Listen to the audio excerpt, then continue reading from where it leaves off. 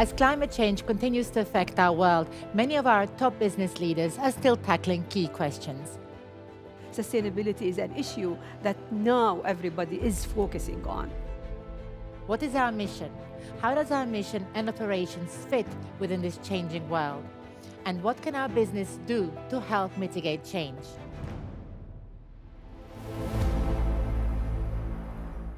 Joining me now is Shaikha Al Bahar, Deputy Group CEO of the National Bank of Kuwait. Welcome. Yeah, hi, well, thank you. The bank has just issued $500 million in green bonds. What are they? Yeah, well, I'm happy to say that this is the first green bond for National Bank of Kuwait. It was very successful issue as it has been 3 times oversubscribed and the price was really great, 95 pips. This tells you about, the importance of the green bond, and this is basically will help a lot within our strategy of carbon emission and ESG. So basically, as per the requirements of our customers and our shareholders, we decided to go ahead with this green bond. Why is it so important for the National Bank of Kuwait to focus on sustainability? Well, this is part of our DNA. Sustainability for us is very important. We've been, going through too many, activities to confirm our contribution to the community and even not just in Kuwait. As you know, National Bank of Kuwait is in 13 countries. So this across our presence worldwide. So this is a strategy that we are following part of ESG.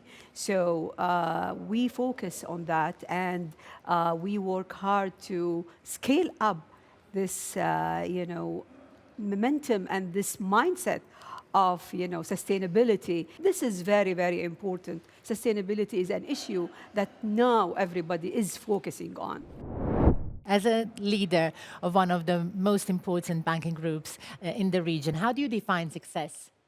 Well, success, very interesting question. I like it. Very good question. Well, success has too many factors. It's, passion, it's persistence, it's, willing to do the change. Success means leadership. When you are a leader, it's not me and myself, no. It's combination of a big team that includes everybody within the institution to be part of this success. You cannot be successful by yourself, no. It has to be a teamwork. So any leader doesn't have the right team, I don't think that he gonna achieve the success. For me, success is a 24/7. Success is, passion. Success is, I don't believe in failure. This is the most important. Mistake could be acceptable. We can do mistakes. Allow your team to make mistakes, but not stupid mistakes, and not to continue with the same mistake. So it's, depends on the culture, the ability and, the space for making mistakes. Don't be very aggressive with the team, not accepting anyone to make mistakes. So, it's part of the success is to bring up the team with a different mentality and mindset. How are the innovations in AI and technology in general changing the landscape of the banking sector? Well, it's changing the whole world, not just the banking industry. And as you know, they used to say it's, industry disruption. I believe this is kind of, helping the banks to be innovative, to help, in being customer-centric. We have to differentiate between the consumer clients and the corporate clients. So with retail banking and consumer banking, it's only digital banking. We've been the first bank in Kuwait to launch the digital bank. It's WeEye.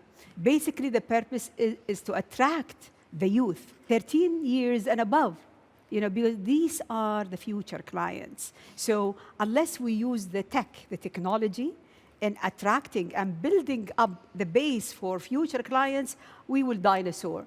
So on the consumer and retail banking, it's basically just digital banking and dealing with different products and services within the platform. On the wholesale or corporate banking, it's combination of services. You have to provide them with the required service digitally, but definitely the advice could be the traditional banking and not just, digital banking, because we'll continue to be commercial banks for mega projects, for giga projects. You cannot handle giga projects through technology. Definitely service has to be through technology, but definitely not the giga project, not even structuring the deal, not even coming up with the terms and conditions, discussing, agreeing on, pricing, terms and conditions, collateral, and so on. However, in wealth management, especially for the affluent, currently we have end-to-end digital service.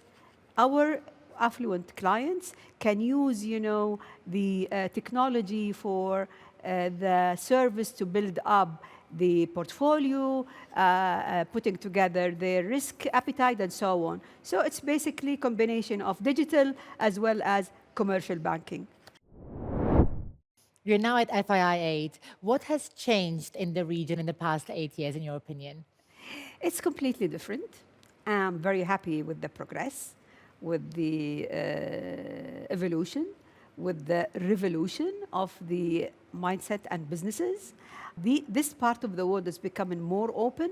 As you see, a lot of FDIs are interested to be in this part of the world, and it's to build certain societies educated, knowing the new technology in let's say, healthcare, and in, let's say, entertainment, education as well. Because of the change in the world, having international companies operating in this part of the world will help a lot in, building up the new generation. So basically, as His Highness Prince Mohammed bin Salman, when he said, GCC will be the new Europe. I believe in that.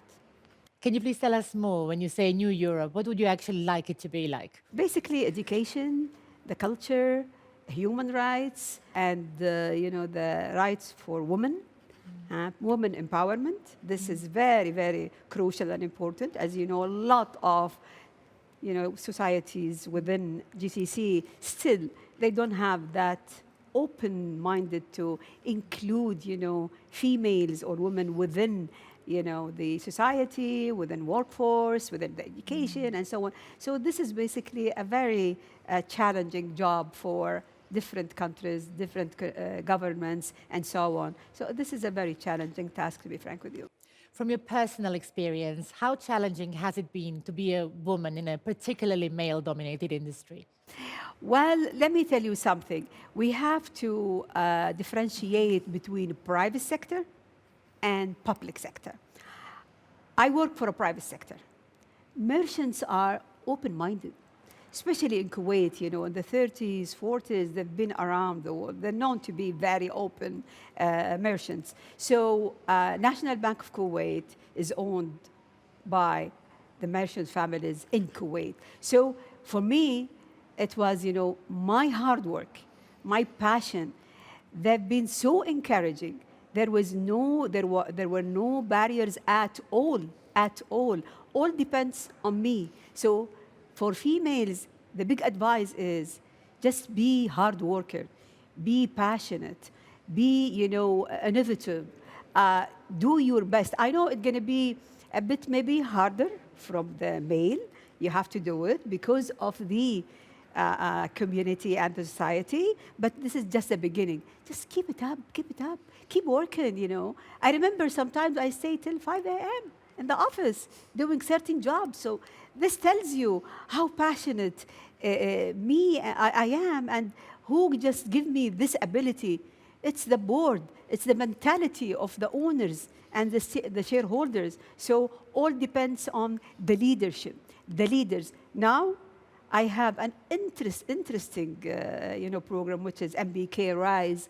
The focus is basically on females, how to give them the opportunity to be within the executive community and the C-suite, as well as the board membership. Thank you very much indeed. Yeah, thank you so much.